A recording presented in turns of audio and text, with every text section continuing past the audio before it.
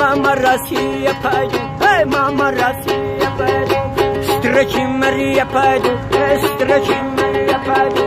Мария такая сладкая, есть у нее хата, кушают она колбаса без бумага.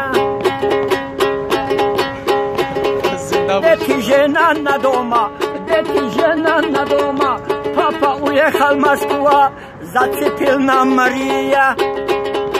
Когда он придется, мама Россия пойду, встречи Мария пойду. Жену фарзандар хона, дадашон рав Москва, капидаша Мария, خدا میدونه بیاید چه رسیه میرم پیش مریه میرم